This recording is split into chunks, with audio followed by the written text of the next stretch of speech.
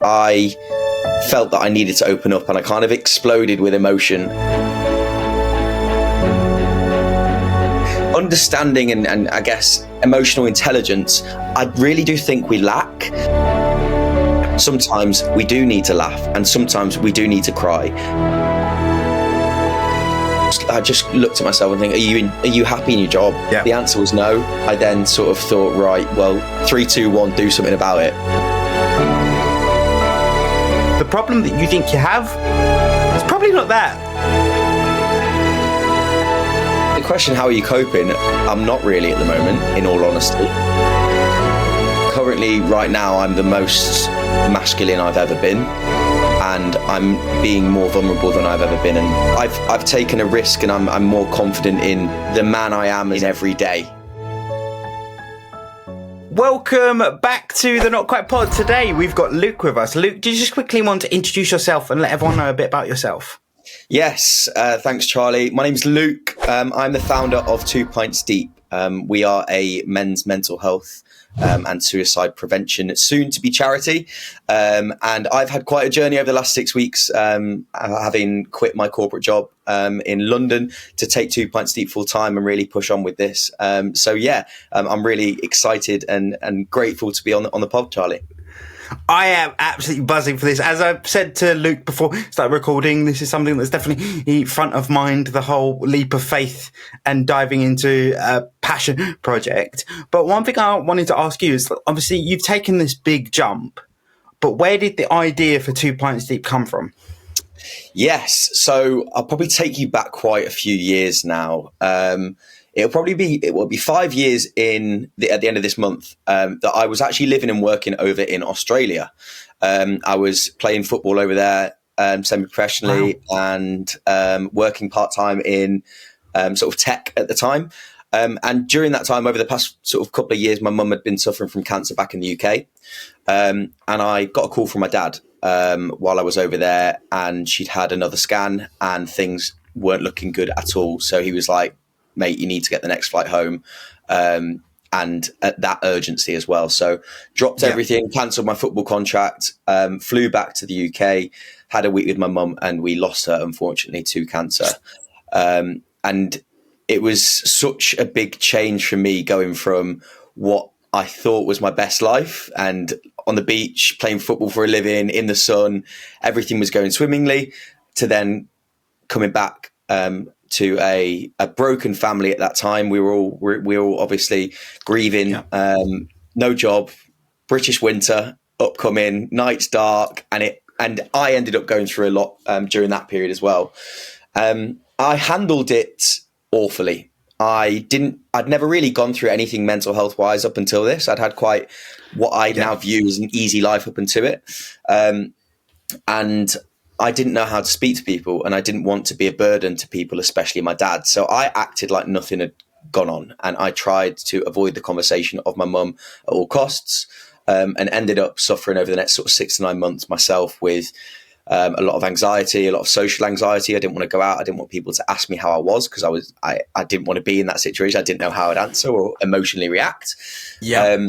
And also, I suffered from a lot of depression and tried to take myself away from a lot of situations that I was in, and took on a lot of issues around online gambling and stuff like that as well, which I know is quite common within men, especially with how accessible it is these days when you're watching sport and it's on apps. So I suffered a lot with that, and no one really knew about it. And then it all kind of came to head for me at a party with friends. We'd all had a couple of drinks, and as often does it during that period, I felt that I needed to open up, and I kind of exploded with emotion with my friends. And I told them that I've been struggling for a long period of time. And over the next period of about an hour, 2 hours, 2 other mates in my group also opened up that they'd been struggling too. And none of us knew that each other had been struggling. And it hit me. And I was like, shit, like I'm not supporting my friends. Like, we're friends, but if I don't know these parts of my friends, what kind of friend am I? And with the suicide statistics that are always bounded about with men, I was almost scared shitless that if one of my friend would have been those statistics and I didn't know what was going on, how I guess useless I'd have felt following on from there, and wishing that I'd have asked the question more and had those conversations. And I was so inspired that they started opening up as well after I'd opened up, and I was inspired by that whole conversation to basically start something. Didn't know what, but I wanted to start something. And then the main sort of aspect from there was try and think of a name. And what we all had in common at that time was that we were 2 Pints Deep, and we felt a bit more confident. We felt like it was a safe space. We felt like we weren't going to be prescribed a solution immediately because we're at a party with friends, had a couple of drinks, and this conversation was going nowhere. And that's why we felt comfortable opening up. And that's where 2 Pints Deep and the idea kind of kicked off. I love that. I relate to it so much. I mean, my journey with mental health is definitely one of, I would say I've experienced both depression and anxiety, but definitely due to a career thing, had a lot more exposure to anxiety, but can definitely relate to the whole explosion of, okay, I just need to say this and I just need someone to hear it.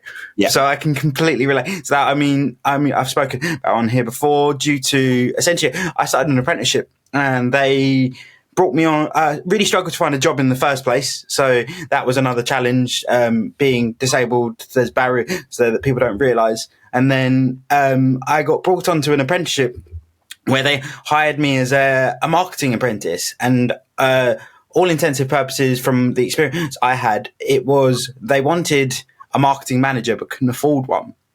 Yeah. And I remember one of my first, probably 2 weeks was my CEO going to me, can you fill out these procurement documents for an investment?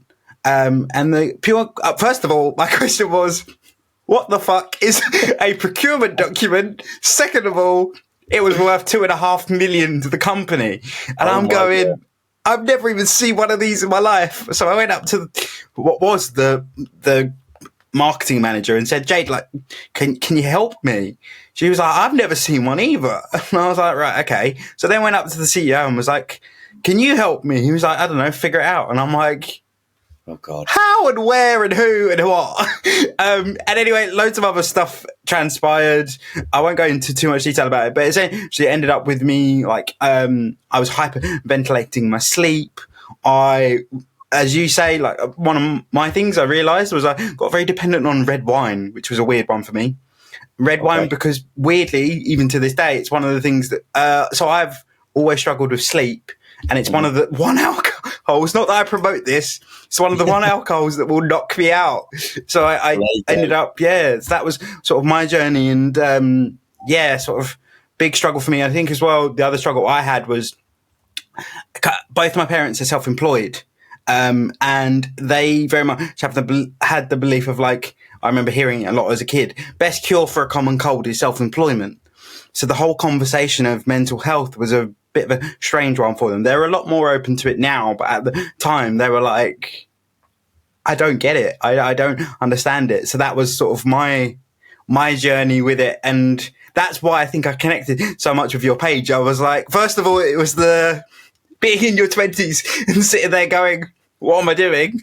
Yeah. And then the other one was having gone through that as well when I was younger. And the maddest thing is like, I think I was only 19 at that time. Like, that is crazy. It seems like a lifetime ago now, but it is. It's something I say with men. I was talking to my partner about it the other day. I was like, do you ever feel, funny enough, she took it. It's like, do you mean us two? And I'm like, no, in general, we don't have deep conversations with each other. It's very face value. Like, we never really go into the weeds and go, what's going on? How's everything going? The general, pretty much the UK response is, you all right? Yeah, I'm good. You?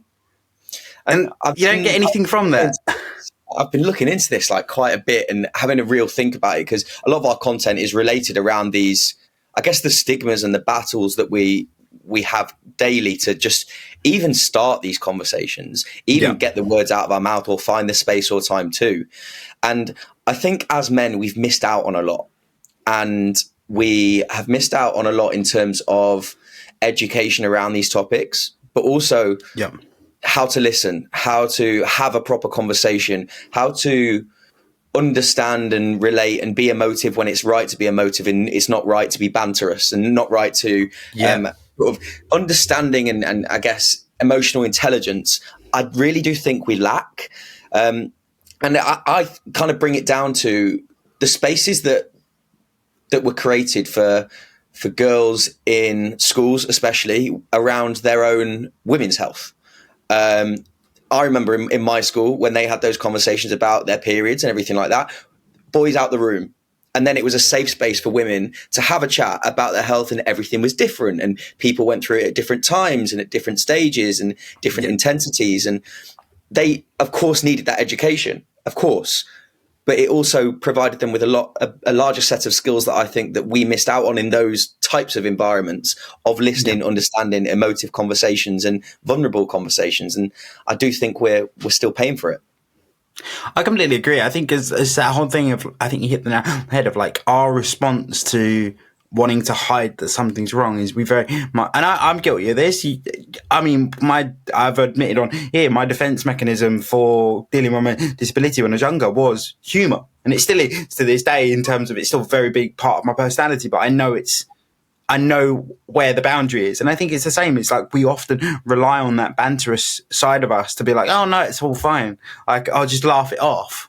When actually that's not helping anyone. It's not helping you. And it's not letting your mates know that actually you might need a hand. And there's nothing, I think one valuable thing that you can learn from any situation of being with someone with a disability is we all need to get better at asking for a hand. And that is away from disability as well. It's like, it's okay to ask for help. There's nothing wrong with it, because at the end of the day, I view it as I say, whereas when you learn something new, what is that?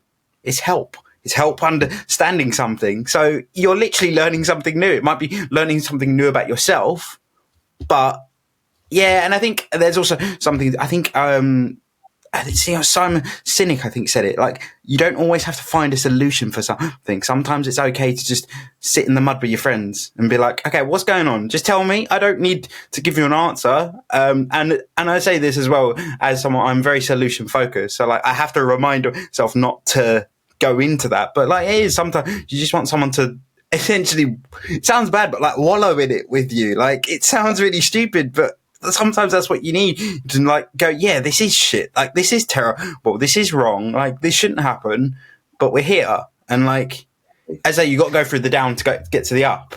Exactly. And I think that's what, or I know, because I've obviously set it up. That's what 2 Pints Deep is. I don't want 2 Pints Deep and 2 pints to be branded ever as the answer. It's not a solution. Alcohol is not a solution to this battle that we face.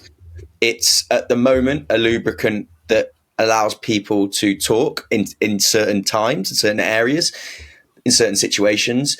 But we are facing a real pandemic of suicide at the moment, especially men. 75% of all suicides are male in the UK, and we're now up to an average of 13 men a day that take their own lives in the UK. And we need to stop, I think, prescribing during these conversations. Everyone wants to be that solution focus, and there are some amazing solutions out there. I'll name, like, obviously everyone knows the Samaritans. They're brilliant. There's Andy's Man Club that are doing amazing things, providing space and time to speak for men all around the country that are free to attend. Brilliant charity. And then there's your local smaller community groups that do their bit on a smaller scale as well.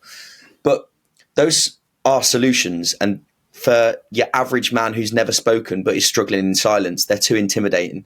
And there needs to be a space in the middle, I believe, to go and sit in the mud with your mates, to actually say, I'm not changing too much of my daily routine now. I'm adding one thing. I'm adding conversation, and a conversation around how I'm feeling.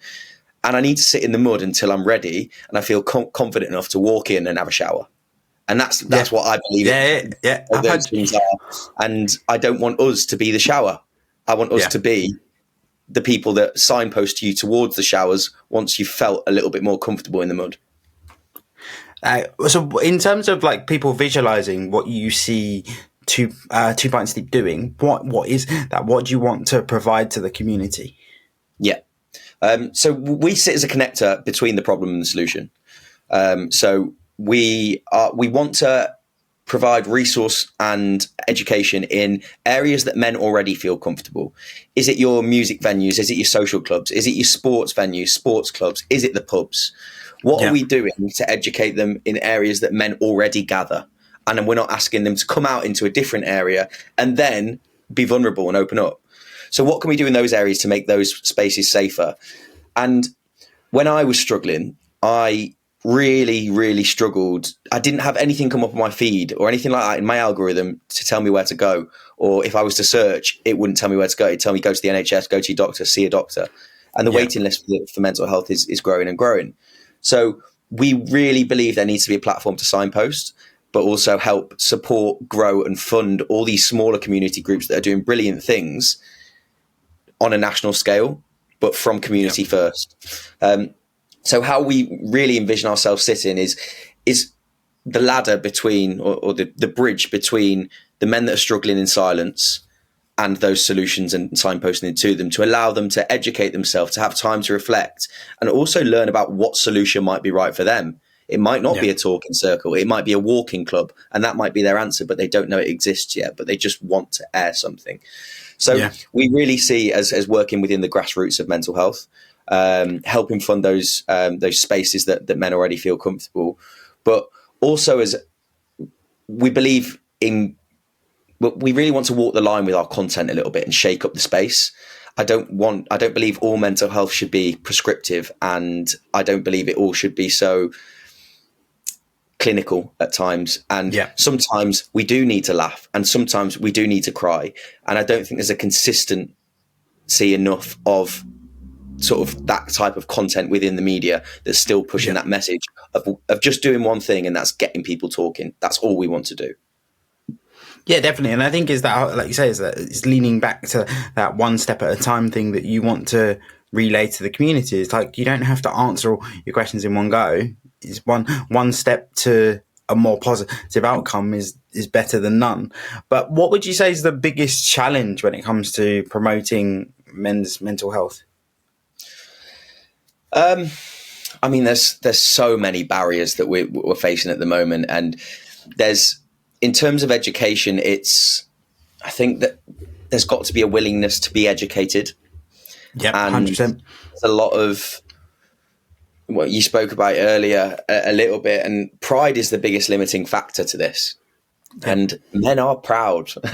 And I think what we're trying to recreate that as and use is that, yes, men are proud, but they have a wolf pack mentality in terms of they want to protect their friends. They want to protect those around us. We are natural protectors.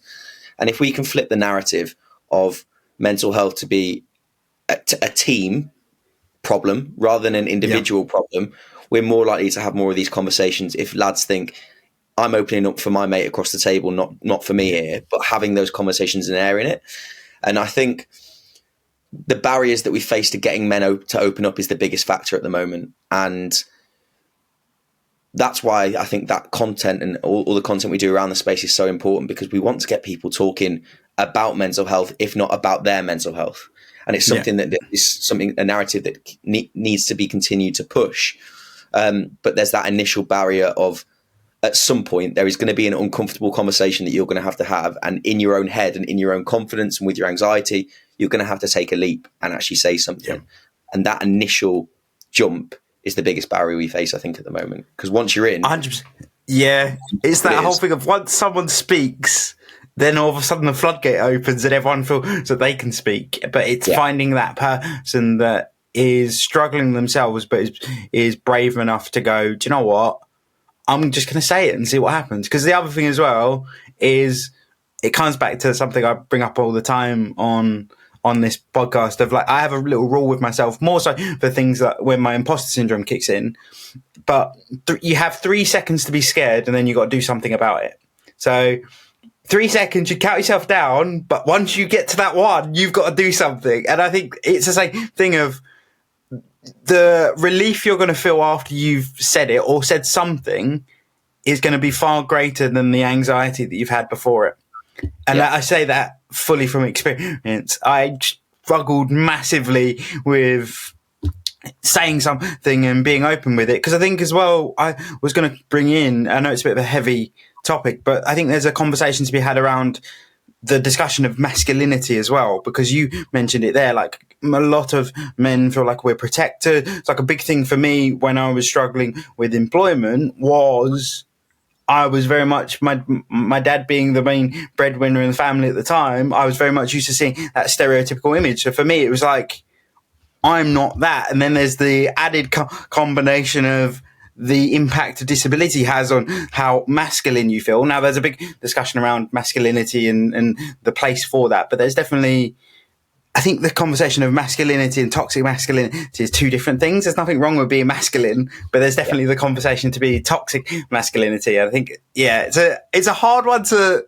articulate, but I think, what's your views on the masculinity role when it comes to men and mental health? Yeah, and I guess this is a conversation that we always tend to go back to traditionalists and traditional views and values. And I think currently, right now, I'm the most masculine I've ever been, and I'm being more vulnerable than I've ever been, and probably at times taking more risks. And I don't have any income at the moment, obviously, because I quit my job. So, but I've taken a risk, and I'm more confident in the man I am in every day, rather than what it means to be a man, or what is perceived to be a man, if that makes sense. Yeah. And I built this person based off lived experiences that have been bad, and I've got through those, whether on my own or reaching out. But I think the masculinity debate is so different in so many different areas of the UK as well, that it depends. Yeah, there's no one size fits all, because when we talk masculinity and when we talk suicide as well in relation to that, the highest area of suicide in the UK is the northeast of England, and there's factors that really, I think, come into that in terms of socioeconomic status, in terms of the geography, feeling a sort of little bit away from everything, and also transport links, getting places to actually have connection in real life is tough. But it's working class, and what they've been brought up to be a man, and masculinity is probably getting out and doing a hard day's work and just getting on with it in traditionalist sort of views and values. So a man in, let's say, London is going to be very different to that, and what means to be a man in terms of having creativity, being creative, being different, because being different gets you higher above the ladder, and it stands you out in interviews, and it stands you out in different other factors within a corporate world potentially. So it's such a hard question to answer, but it depends on your inner values, I think, and what you define as a man, and what you've been brought up as, I guess. I'm going to pull on a really random thread that you mentioned there, and that is, like, do you think, because obviously we're seeing a big change happen in the way that the recruitment space works and working world works in terms of the big push to get everyone back in offices, but you said there, obviously there's larger numbers of men struggling with their mental health in the northeast, and though that being impacted by the impact of transport links, do you think there's still a place for sort of online platforms for men to gather? I know there's the discussion to say, are men going to gravitate towards that, but do you think there's still a space for it? I think there's a space for it for now. And I'm not to say that I think it really needs improving, because I am a big believer in real life is the connection you want. And it's the connection that people need, and it's now the connection that people lack more than ever. People are lonelier than ever right now, which is wild, because the world's getting bigger, and the world is so much smaller, but we're lonelier than ever in terms of connection and everything like that. But there's definitely a space for it whilst we battle and find solutions to make in real life accessible for them. And this is something Two Pints Deep really, really want to do, and help out in terms of the work we want to do, is listening to these people. What do they want? What do they need? What could they improve? And that's where we want to resource our funds and put our funds into, in terms of, okay, there's 6 solutions that are great in your local area. What are the barriers that you're facing to actually get towards those solutions, and how can we help fund, create, support an easier access to those, whether it be, I don't know, whether it be we fund a facility or something like that that's maybe more local, and we split the groups up so people can actually walk with the local community. But what we've got in terms of that is facilities that already exist in terms of pubs. A lot of them are shut down around the UK now, which is unfortunate, especially in those sort of lower socioeconomic areas. But traditionally, there was always a pub on the corner of your road, and that's where people gathered to converse, to have conversations, and to relieve stress. And that's becoming less and less of a sort of, I guess, a thing.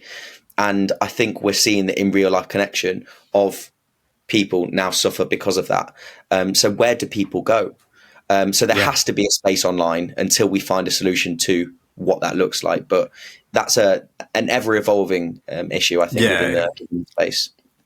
I think you're right. I think the thing is, particularly with mental health, the human connection side of it is massive. I think that's where this does differ from the conversations around remote working, of supporting your friends remotely.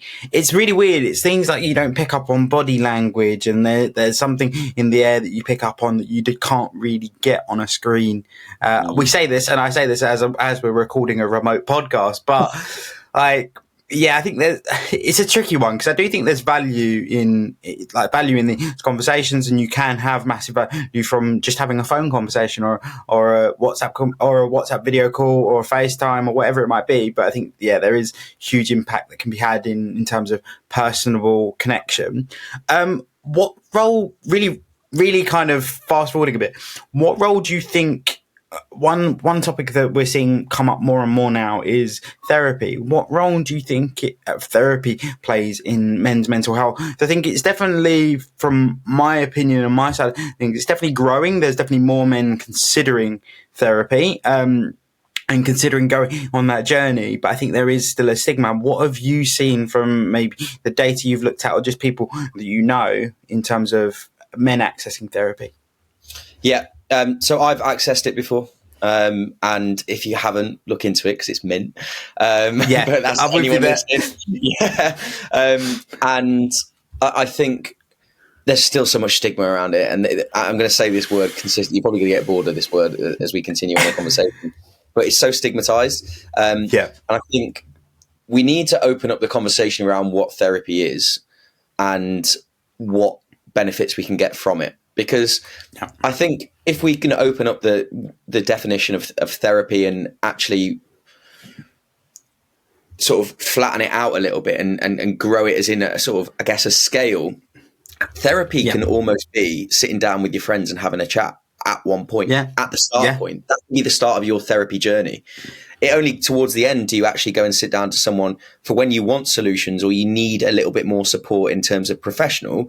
That's sitting down, and that's that therapy that you pay for, and that's the real sort of opening operation. Open it all up. Let's see what's causing this, and have a sort of deeper conversation. But it can start, and it can be more accessible at lower levels. That first conversation I had with my friends was why I went to therapy. It was my introduction, because I started talking about my feelings. I then wasn't so, I guess, scared of speaking to someone else about my feelings, because I've done it before. I can do it again. It's like when you ride a bike. Once you know you can ride it, you can ride it. Yeah. And it's having those conversations, actually, I think, that is a real barrier, but it will play a big part as long as people are patient with therapy as well. I went to a grief counsellor, and initially after my mum, and I think this is why I kept a lot of it in, because we didn't have a connection. I was sat in a room as a 23-year-old with a guy that was in his late 60s, early 70s, really nice guy, but couldn't really relate a lot to my life and my situation that I was in, only that I'd lost someone. And I came away from it thinking that it was just a bit of a waste of time, that. But only when I went back to therapy and found someone that got me and was more relatable and kind of I was able to feel more comfortable with, did I realize the full value of therapy. So I think patience is needed within therapy as well, because it's not going to be your first time often that you land on your person. Yeah, I mean, 100%. I've just started therapy and been very lucky that I've managed to find mine fairly quickly. And I think the other thing as well that I would say is it was something I touched on earlier with you. It showed me that when we have conversations with our friends, we just scratch the surface. We don't, almost as horrible as it sounds, ask the probing questions, but more so because for me, I sit there and now think, hopefully that will come across as like I really care. That's the way I look at it now. Is I look at it and go, look, I really care and I really want to help you, but I can't help you unless you start letting me in. I'm not saying open the floodgates, but I'm saying just give me something. And then the other thing as well is I have realised I'm going through therapy myself. The problem that you think you have, it's probably not that. My therapist has very quickly pulled out the fact that I'm like, okay, it was a completely different ball game that I thought I was playing. I'd go into sessions going, I'm going to talk about this. And we'd end up talking about something completely different. And I think that's the other thing as well is you might think it's one problem, but you're probably, the more you talk about it, the more it will unravel something and go, actually, it's probably this and it's probably that. And I think that's the trick, is really getting into the proper conversations. And as well, then it builds connection. And I think, like we touched on earlier, connection is the thing that we're all losing. But by asking those more probing and difficult questions, I think I'm struggling to find the right terminology, but like not even probing, just one, it's where like you actually want to know something. You've actually, rather than just going through, I think particularly in British culture, we've got this whole, you good? Yeah, I'm good. You? Yeah, good. Like, it's what we always do. It's the English routine. That and saying sorry. We love saying sorry. Us Brits, sorry. Oh, sorry, can I get another drink? But like, it's so true. I think asking those more difficult questions and just connecting, I think, it's such a big thing. There's a lot of misinformation around. I think if you don't know enough about therapy, you'll think, right, if I go into therapy, I'll need to be in therapy for the rest of my life. No, go and have 6 sessions, unravel, and just go again. Yeah. And literally that can just understanding where you're at and yourself and a little bit more about your current situation, your reaction to certain situations, your environments, the people around you, can then help you decide and make the decisions yourself rather than relying on this therapist to make them for you. It's a brilliant tool to just go and unwind and start again. If you feel like you're going down a rabbit hole, I'd go to therapy for 6 to 8 sessions, have them, and then be like, right, I'm gonna re-energize and go again in a different direction here. But it's a brilliant way to be able to do that with purpose and not just feel like you're in a pit and need to bring yourself up and start again. There's people that can help you with that, whether that's career, whether that's emotions, whether that's friendships, whether it's relationships. It's brilliant in so many ways for that. 100%, and I think it was something that went in my head and then went out earlier. Is the other thing I wanted to point out is because it's something that I went through, and I think maybe a lot of men do, or maybe it was just my way of thinking. But my reason for not going into therapy earlier was the fact that I always felt that my problems weren't a big problem. So, like, I would always think, but Luke's got bigger problems than me, and I don't want to take a slot away from Luke because he really needs the help. Whereas I sort of need it, but I can manage. That was my approach. But then at the end of the day, like, no one else is thinking. Well, people might be thinking like that, but then at the end of the day, you got to look after. It comes back to that old rule: you got to look after yourself before you can start looking after other people. Or as the aeroplanes put it, make sure you fit your mask before fitting others. But and it's that comparison culture is another big barrier because my friends struggled to open up to me a little bit about their things after my mum because they were like, well, it's not as big as your thing. And why should that ever be a reason, right?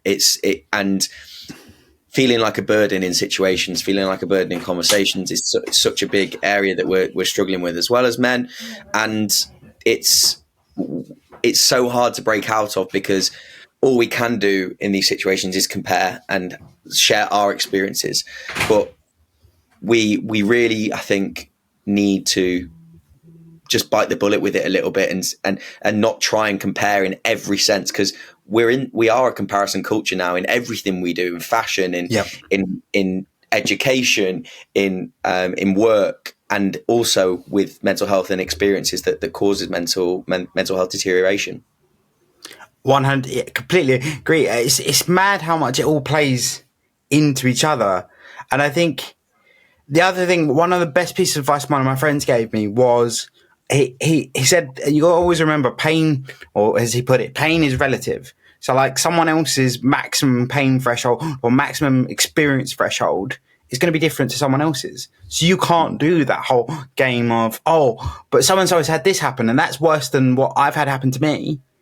Because that might be your 100%, but not their 100%, and it's irrelevant. It was a realization. I went, actually, you got a very good point there, because you only know the pain you're exposed to.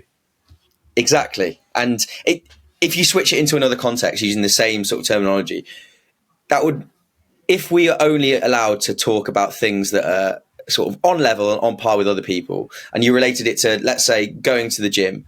You'd have to only go to the gym with people that can lift a similar weight to you. Because if your mate's lifting those weights more than you, then no, there's no point me doing it. There's no point me lifting that weight because he can lift heavier. But sorry for swearing, but bollocks. Absolute bollocks. No. Yeah. We all go there to get stronger, and we need to lift at our weight to get stronger. So the comparison culture could kill you and stop you going to that gym, but there will be a point that you might be able to speak around those topics a little bit better. So it's a good way of looking at it a little bit.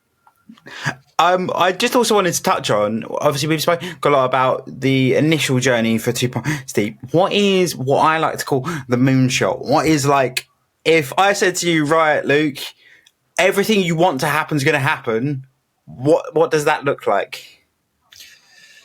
Good question. Well, first, we're about 8 weeks away from getting full charitable status, which is really exciting and a real big barrier for us to break through in terms of authenticity and being able to then partner with brands, businesses, and start regurgitating and refunding and the areas that we want to do in terms of the impact we want to have. But I really want us to be a platform in between, and it's really hard to judge because we're not a solution, and it's going to be difficult to then judge how effective what we're doing is. But what I'd love to see is all these solutions that are there that we promote, their numbers start to go up, and that's when we know that we've done our jobs. And from the other side, from the problem, those suicide statistics start to go down. When I first started 2 Pints Deep, I think it was like 2.5 years ago, whilst doing it alongside a job, my aim was to save one lad. And that was my aim. Yeah. And it still remains that. And the further we reach and the further we grow, the increased chance that we have to save one person. And I really want to see 2 Pints Deep help in the areas that need it most, because it'd be very easy. I live in London, but I'm from the Northwest, from sort of working class town up there. It'd be very easy for me to just try and do stuff in London, wellness, mental health, that type of stuff. But London is the lowest affected area of suicide in the UK. So we really need to have an outward look on this and say, right, we need to hit, if we want to get those suicide statistics down and we want to get the increase to community groups up that need it, we need to start in the areas that are worst affected and really put time and effort into that. So that's really where I want us to be, helping those that need help and helping those areas better understand their mental health battle and what that looks like for them, and seeing those groups and those solutions, the numbers rise there.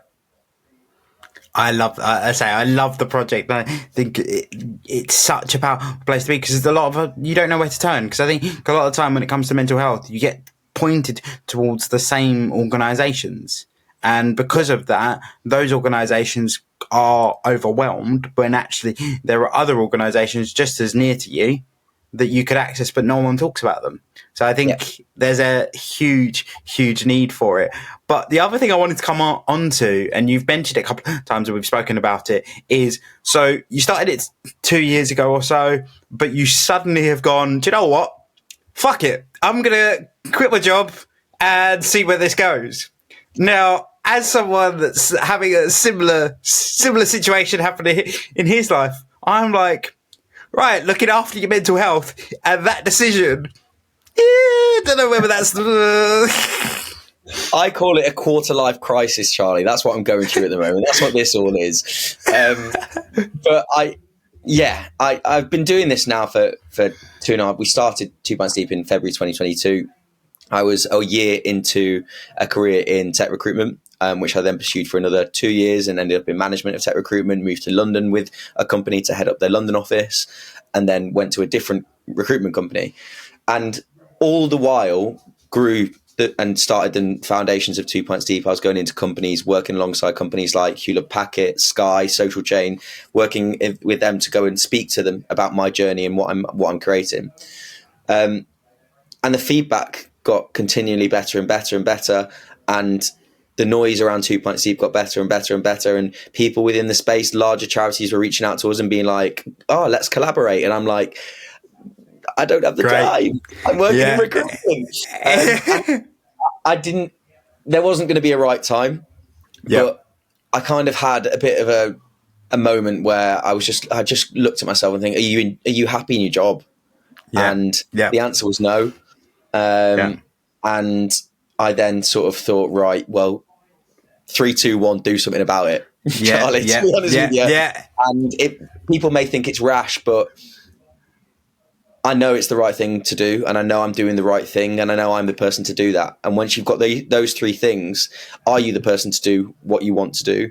And do you want to do it? Then you should be taking that jump at times. And as long as you can financially make it make sense, or have a plan to make it make sense, and you have that support in different areas of your life. I have a really supportive family structure, really good family network, really good group of friends that provide me with that solid platform for if things go to shit, I've still got them. I think if everything else in my life was all over the place, my relationships, everything like that, then probably not the right time to make this decision. But I had everything in place to do it. And I heard a quote. I'm not sure exactly who said it, but someone said, you're already living your worst case scenario. And I thought, fuck, I am. If this hits up, I'll come back and get a job again. And that will be the situation I'll be in. I may go through a few periods and times of financial stress or stress myself or issues and things like that. But I can just come back and do what I'm doing. And that's the worst case scenario. Already living it. Yeah. It's 100% true. And it's like, so similarly, I say, very situation with what I'm doing on the side as well. And I remember having a conversation with my partner, Gina, and saying, I've got this fear, I've got this thing in the back of my head where I don't want to be on my deathbed and go, do you know what? I wish I did that. I wish I did it. I should have done it. Because you hear it all the time. Everyone goes, look, when you're younger, just go for it because you never know. But then in your head, you're like, yeah, but you want, because I don't know about yourself, but it was that classic thing of like, oh, but everyone else is like going up in their careers. They're starting to move out. They're starting to do this, starting to do that. So-and-so's got a flashy job in London. It's again, comes back to that comparison thing of we're all like, but you're doing this, I'm doing that, and I should be doing that because I'm this age. There's so much around, by the time you're 30, 35, you need to be in this situation in your life. Why? Who said? I think it's just what we're taught. And I think we're just like, when I was younger, I thought, right, Luke, when you're 28, you'll probably have a long-term girlfriend. You'll be going out 3 or 4 years. You'll be thinking about kids, thinking about marriage, that type of thing. When I was younger, because that's what my parents' age were. There was kind of those traditional timings. But that doesn't exist anymore. There's no chance of me having a kid. I need to find a girlfriend first. But like, I'm miles off where I thought I was going to be. But if someone... It's bringing that conversation, those thought processes back to what is going to make you happy. Is it getting a flashy job and a flashy car and a girlfriend and a marriage? And is that what you want? Or is that something that is not really you? Do you want to challenge yourself in other areas? What do you love? And I don't want to keep tooting the horn of it, but therapy is a brilliant way to unravel what you actually want in life. Having those conversations for people that are able to push the right buttons and ask the right questions to have that. Therapy doesn't have to be viewed as trauma or like solution in that sense. It can just be a conversation over 4 weeks of what the hell do I want to do with my life? Yep. I mean, full disclosure, it's exactly why I'm in therapy. Exactly why I went to therapy, because it just was like, I don't know who to speak to, and I need to figure out what as you say, what buttons to press. Yeah. And that's exactly why I did it. And I think it's made me realize a lot. And I think, but there's a huge part of it that comes into the mental health discussion. And it was what I was going to bring on with yourself, because obviously taking that leap itself contains its own pressures on your mental health, in terms of, I guarantee, the imposter syndrome's kicking in, the panic station syndrome, as I like to call it, of like, oh my God, but what if the worst does happen? What happens if this happens? And you start running around in circles and going, I'm doing this myself. You talk yourself out of it. You're like, oh yeah, but then that could happen, then this could happen, then this could happen. And you're like, so how are you coping with that, in terms of, and I know you're probably thinking, Jesus Christ, Charlie, I only did it a couple of weeks ago. Give me a chance. But how has the first couple of weeks been of that, in terms of dealing with that and processing that? The question, how are you coping? I'm not really at the moment, in all honesty. I do have a massive imposter syndrome, continually rears its head. I'm a chronic overthinker. So I catastrophize situations before they've even happened. Money situation. I don't have a solid income. I'm only getting the fees to be able to live off like going into business, and then pay me for coming in to do a talk, a presentation, that type of thing, appearances. A lot of reduced section hunting at the moment. So if you know any good reduced sections, do pop me a message, please, that are always full prices. I will be in. And it's difficult to unravel yourself from these, because I'm a team of one. I can't bounce these thoughts off other people as well. I'm not in a relationship. I am on my own in terms of that area of my life. Other people have got their jobs and stuff as well. So it's a real lonely place, self-employment. But there's certain things you can do to make sure that it isn't as lonely as it is feeling right now. So what I'm really working on at the moment is putting structure in place, going and working with people at certain times who are also in similar spaces, speaking a lot to people that have done this, have been through this, but also allowing myself the time to feel these feelings that I'm feeling, and say that, you know what, that's fine, it's normal. Don't get so caught up on the fact that you have to have all the answers. As you just said, you're 6 weeks in, Luke. Chill the fuck out. Yeah, it's true. And as well, we always focus on, we said earlier, you always got to have a solution. You're not allowed to just feel a certain way. Like, it's okay. Like it's okay if you have one day where you're like, you know what, I'm really not feeling it today. But I think one of the biggest things, and I've been intrigued to see your perception on this, is the whole thing of like, when your motivation is just gone, it is gone, and you're like, I should be doing this, and this, and I know I should be doing it, but I just can't do it. I don't know what it is. There's something about today that I just can't do. So how have you dealt with that? And I'm asking that as someone that struggles with it myself, because I always fall into the trap of like, oh, but okay, I play PS5 every now and again, but if I go and spend 2 hours playing PS5, I then go, fuck, but I should have been doing this, I should have been doing that, I could have done this, I should have reached out to this person. I'm not pushing our thing far enough because I'm stuck here sitting on PlayStation. And it's like, you're okay to decompress. Like, I think I keep trying to tell myself it, and it won't. Like, no matter how many times you say it to yourself, you won't listen. Literally. And I'm sure it sounds like you're the same. I'm my own biggest critic, and I'm not my biggest supporter at all either. So it's a dangerous game, a dangerous line to walk in that sense. But I'm trying to better manage myself. And what I mean by that is giving myself a bit of a structure and sitting down with myself weekly and having a little bit like, right, what did you do right this week? What did you do wrong?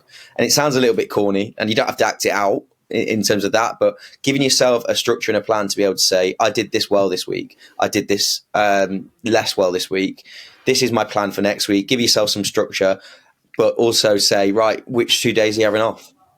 Because as you're self-employed, it's very, very easy, and I'm seeing it a lot, to just continuously work through the weekend. So which 2 days am I not opening that laptop? Or if you're self-employed, it may be a little bit different if you're trying to build something, but which one day are you not opening the laptop and you're not looking at your phone and you are switching off because you need it?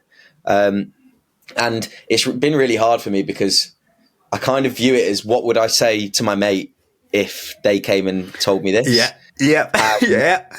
I'm like I'm producing content saying decompress, and I'm whilst being absolutely compressed up to the max. I'm like, what is going on? I need to follow my own page. I might create a new account and just follow the page and read my own posts. But to live it is hard. But it's a process, and be kind with yourself throughout that process, that you're not going to get it right from day one. As long as the next week, the next month is better than the last, you're in the right direction. You're moving in the right direction. It comes back to another little mantra that I have. I have all these mantras, but say similar to you, I don't fucking listen to them. I have a little rule with myself of like, just move the weight a little bit every day. You don't have to like run 100K. Like, it doesn't need to happen like that. You can just move it because you've progressed. Then you've moved it slightly. It doesn't have to be, oh my God, I've changed the game. I've solved this problem, because you're probably not going to have too many moments like that. You're not going to have that too many eureka moments, or you're too caught up in your own head to realize your eureka moments, which is another concern that I have myself. But yeah, it's so tricky. At 2 Pints Deep, we're big on the little things, and doing the little things in your day, in your week, in your month, to better your mental health and someone else's around you's mental health. 2 things that you can put in every week, whether it's putting in a reminder to text a friend every week at Tuesday at 11. How are you, mate? Someone that you've not messaged. You don't know how needed that might be, but it's little. It'll take 20 seconds of your life to do it. Yeah. And those little things are really where we really want to try and make impact. So we don't want to take people out of the places they're not comfortable. We just want you to add one little thing, and that's conversation. That's where you start. And if someone's sitting there listening to this now being like, I want to have these types of conversation with people, but I don't know where to start with the start. Pick your person. And then move on to the next day. Right, what am I going to do the next day? I'm going to also pick an environment that I'm most comfortable in. So I'm going to picture that person in that environment. Okay, perfect. I'm also going to picture what I'm wearing. Okay, perfect. Picture the environment, picture the person, picture what I'm wearing. I'm also going to picture what I'm drinking. Am I drinking water, a coffee, a beer? Like, I'm going to picture, right, here I am. I'm building this picture of what it may look like when I get that moment of going 3, 2, 1 action. And that helps you imagine and make yourself feel more comfortable around what's going to be your most comfortable environment, person, situation, timing to make this jump. Because it's not easy, but just do little things every day. You don't have to come up with this essay in one day that you're then going to read in front of a whole talking group when you've never spoken to people before. Pick your person and start. We've spoke about it a lot, but if you had to sum it up into a nutshell, what advice would you? Someone's come to you and said, "Look, I don't know." Like you just said a couple of stages where to start, but if you had to give people 3 places to look on where to start if they're looking to help someone with their mental health or look after their own mental health, where would you go to? In terms of solutions or sort of strategies? A bit of both. Okay. Well, I'd recommend, especially for men, looking at the work that Andy's Man Club are doing. They've got an amazing scheme that they're running. They've just partnered with Manchester City, which shows the intent of growth as well, and also the recognition from big organisations, big sports teams across the UK of the work that they are doing. You can go to their website and type in your postcode, and it will show you your nearest group to see if there's one local to you. I think there's over 100 now, so there is a real push there. They have free to attend talking circles every Monday at 7:00 all around the UK. So they're doing really, really good things in terms of making spaces. Also, in terms of strategies, I guess not overthinking it, not thinking right to the solution. Have a little think about where you are. Look in before you look out, I think, is a big one. And people will say, how the hell do you look in? What even does that mean? But have a little think about, put the shoe on the other foot. If this was your mate, what advice would you give them to how you're feeling? And just disassociate yourself a second from your situation, your feelings and your thoughts, and then do one thing to change in the right direction, that action. And don't try not to get overstimulate, over worried, that type of thing by what's going on. It's really hard. It's really, really hard. But give yourself the credit when you do make those 1 actions a day or 1 actions a week or 1 changes. Give yourself a bit of credit. And I think if you're worried about opening up to to people around you, your friends, thinking, no, they just won't get it or they won't understand. You'd be surprised about how common or how much they might need to hear it from you to speak up themselves. So you might be helping them in helping you. And I think we really now need to team up and be more proactive rather than reactive in this conversation, because we've seen 13 men a day, the reaction or the result if we aren't proactive.